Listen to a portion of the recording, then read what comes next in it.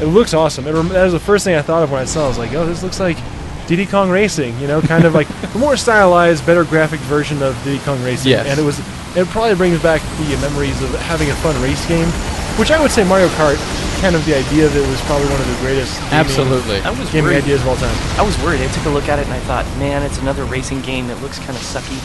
And then I loaded it and it came up, and there's a plug for the engine of the game called Digital Reality, and it's one of the planes from the game, and they show an open part on the front part of the plane where you can see the exhaust pipes coming from the engine. The detail is really nice. And you could see the weld in the exhaust pipes and then the bluing on the weld, which is it's common when you see custom header work on cars and stuff. And I just thought, wow, that's crazy. Yeah. And then I played it and I thought, man, it's a lot of fun. It's a lot of fun. It's really addictive. The tutorial is really nice. I played it on PC without. It demands joysticks. It really does. Yeah. Because you have to do most the sharp flying edge games turn. do. You most have to do the flying sharp games edge do. turn. What I was impressed with was the control style. Using a keyboard was really responsive. Really? Usually a flying game like this, where you're flying a plane, you want joysticks. You need a joystick. You need a joystick. Yeah. You're going to end up hitting the wall, and I got used to the keyboard controls really quickly, and they're really responsive, and they're really nice. That's what immediately impressed me about it, because I was a little worried because I knew it was, like Xbox Live Arcade. It wanted joysticks, but I didn't have one. I have my keyboard, but it was surprisingly addictive even with that. I like the fact that you can get like bullets, or you can get you can get like dogfight in the air while you're also playing a racing game. It's a racing game / but it doesn't last, so you have to be tactical about it. You have to plan. You can use there's a lot of defensive things. There are the mines, there's a shockwave that slows your opponents down, but you can also use it if you time it right. If you know somebody's shooting a missile at you, there's an achievement you can unlock in it where you use the shockwave as countermeasures. It's called countermeasure, the achievement, and you blow up the missile before it gets to you. So there's a lot to it.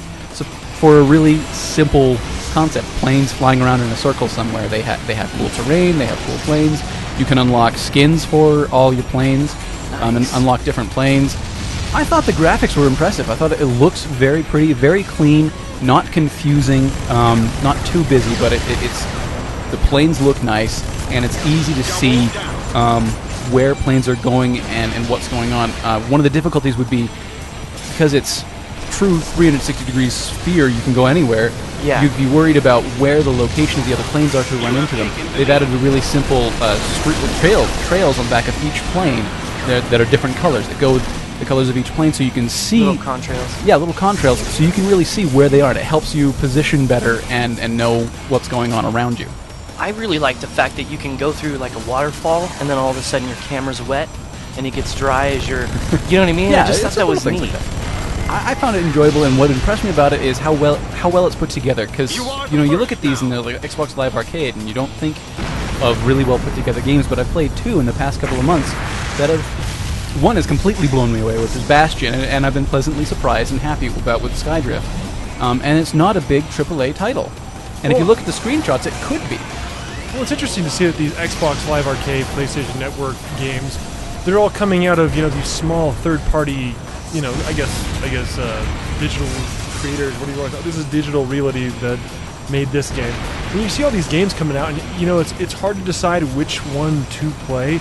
Because there's lots. I mean, there's hundreds of games, and they're all rated by you, the gamer. I mean, everybody kind of chips in to put in their opinion about what they think of the game, and they give it star ratings, and you can check by that kind of stuff. But it's really kind of interesting to see games come out like this and see that they look good and that they're fun, they're playable, they're they're interesting. And I think it's a good I guess a change of pace.